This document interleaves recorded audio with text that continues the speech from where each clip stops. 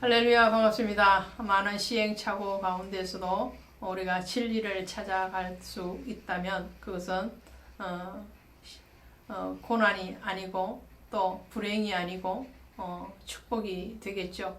바이블 스토리 산책 방송 3년이 넘는 시간 동안 오는 동안에 많은 어려움이 있었지만 그러나 그 모든 것들을 통해서 선하신 주님을 증거할 수 있다면 그것은 고난이 아니라 축복이고 또 감사고 또 영광이라고 생각을 합니다. 오늘 그 선상에서 다시 한 번 더 그리스도 예수 앞에 나아가는 시간을 가지게 됨을 감사합니다.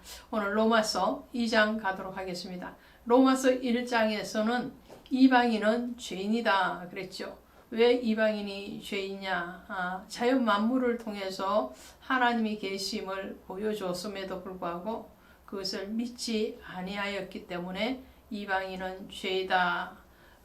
그리고 유대인의 입장에서 이방인은 하나님의 택함을 받은 민족이 아니고 율법을 알지 못하기 때문에 이방인은 죄다라는 명제를 가지고 있었는데 오늘 2장에 오시면 그렇게 말을 하는 유대인 너희들도 죄인이다 라고 하나님은 말씀을 하십니다. 유대인이 왜 죄인이냐라는 거죠. 거기에 대해서 말씀을 나눌 텐데 2장 5절에 보시면 이렇게 됩니다. 다만 내 고집과 회개하지 아니한 마음을 따라 진노의 날 곧 하나님의 의로우신 심판이 나타나는 그날에 임할 진노를 내게 샀는도다 라고 말을 해요. 그러니까 유대인의 죄는 하나님 앞에 율법을 가졌음에도 불구하고 그 율법에 준엄한 심판을 피하지 못하는 그들이 율법을 지적으로는 알고 있으나 그 율법을 행하지 아니한 것이 죄다라는 거죠. 그 행하지 아니한 첫 번째가 바로 회개하지 아니하는 것이다 라는 겁니다. 고집과 회개하지 아니한 마음, 이것을 하나님은 심판하시겠다라고 말씀을 하는 거죠. 23절에 가셔도 율법을 자랑하는 내가 율법을 범함으로 하나님을 욕되게 하느냐라고 말을 하죠. 유대인들에게는 하나님이 말씀을 줬어요. 그리고 그 하나님의 특별한 사랑 가운데서 하나님은 이스라엘이라는 나라를 택하셨고 유대 민족을 하나님의 선민으로 택하셨죠. 그러함에도 불구하고 하나님 앞에 온전히 감사하지 아니하고 그 하나님의 율법을 지적으로는 굉장히 자랑을 했음에도 불구하고 영적인 삶에서 적용되어지지 않았다라는 거죠. 지식적으로 아무리 법을 잘 안다고 해서 그 사람이 그 법을 잘 지키느냐 그런 것은 아니죠. 하나님의 법, 율법은 하나님 앞에 자신의 연약함을 고백하게 하는 거죠. 그래서 율법에 대해서 하나님은 갈라디아서에서 말씀을 합니다. 율법은 초등교사가 되어서 우리를 그리스도께로 인도하기 위한 것이다. 그 말씀은 율법을 통해서 자기 죄에 대해서 깨닫고 회개하고 자신을 낮추고 복종시켜서 그리스도 앞으로 돌아오게 하는 거죠. 그런데 유대인들은 그 두 가지를 다 안 한 거예요. 첫째는 알면서도 지키지 않는 것, 두 번째로는 하나님 앞에 자신의 죄를 고백하고 회개하지 않는 것, 그것이 바로 유대인의 죄였다라는 것을 말씀을 합니다. 또 유대인의 자랑이 무엇이었냐 하면요, 아브라함의 후손이라는 것이고, 그리고 그들은 하나님과의 관계 가운데서 할례의 언약을 맺고 왔다라는 거죠. 28절에 보시면 이렇게 되어 있습니다. 무릇 표면적 유대인이 아니요 표면적 육신의 할례가 아니니라 오직 이면적 유대인이 유대인이며 할례는 마음에 할지니 영에 있고 율법 조문에 있지 아니하니라. 그 칭찬이 사람에게서가 아니요 다만 하나님께로서 나느니라. 그러니까 유대인은 스스로 선민이라고 생각을 했고 또 그 선민에 대해서 특별한 자부심을 가지고 있었어요. 그 자부심과 특권의식이 정당하게 사용되어지기보다는 다른 이방인들을 정죄하고 판단하는 일에 사용했다라는 거죠.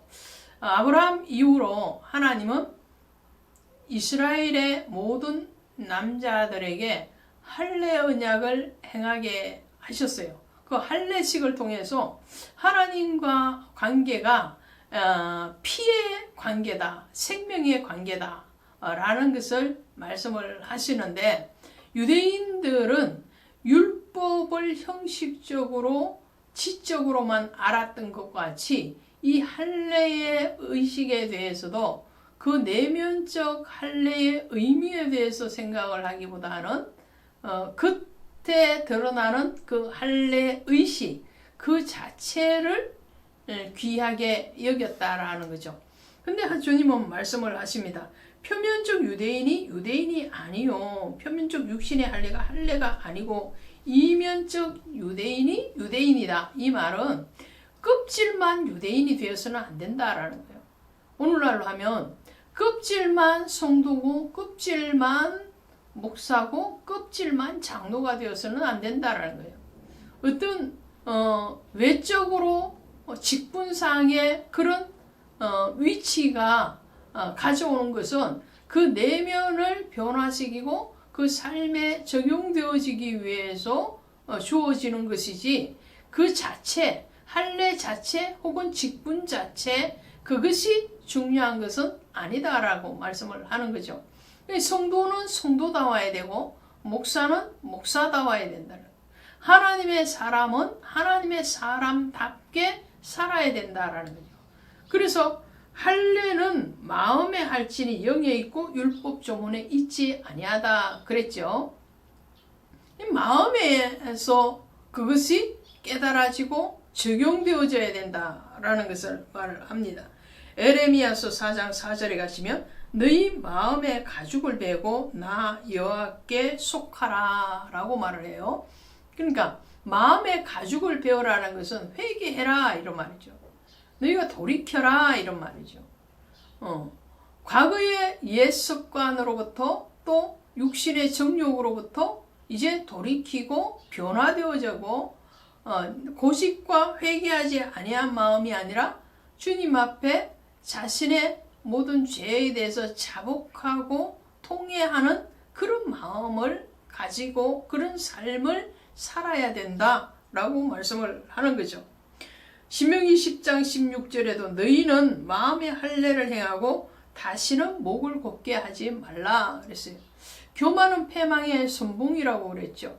그러니까 유대인들의 죄는 율법을 아무리 암송을 하고 또 하나님과의 외적인 언약의 관계를 자랑한다 할지라도 그들의 내면, 그들의 삶이 그것에 합당한 삶과 신앙이 되어지지 아니하기 때문에 너희는 죄인이다 라고 말을 하시는 것이 로마서 2장의 내용입니다. 또 우리 모두에게 준 하나님의 특별한 은혜는 15절에 한 번 더 이렇게 기록하고 있죠.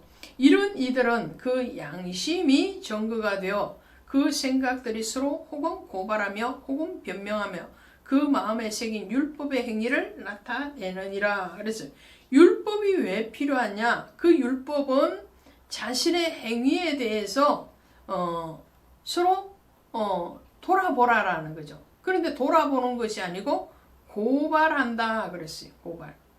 또 하나님은 우리에게 자연 만물뿐만 아니라 양심을 주셨는데 그 양심을 복음적으로 사용하지 않는, 그러니까 자신을 쳐서 복종시키고 자신을 하나님 앞에 내어드리는 그러한 복음적인 도구로 사용하지 않고 오히려 다른 사람을 지적하고 판단하고 고발하는 그런 율법적인 행위자의 삶에 대해서 또 신앙에 대해서 주님은 책망하시는 것을 보게 됩니다. 오늘 성경을 통해서 자연 만물을 통해서 또 양심을 통해서 하나님이 살아계시고 하나님이 심판자이심을 우리에게 보여주고 계십니다. 오늘 거기에다가 우리는 예수의 보혈로 구원을 받은 특별한 은혜 가운데 있습니다. 그 은혜를 자랑하는 것도 좋으나 그 은혜를 오늘 우리가 깊이 묵상하고 우리의 내면에서부터 일어나는 순종 그리고 우리의 삶에서 드려지는 성도다운 또 구분된 자의 길을 가는 그 삶이 하나님 앞에 인정받는 삶이 될 것이라고 믿습니다. 고맙습니다.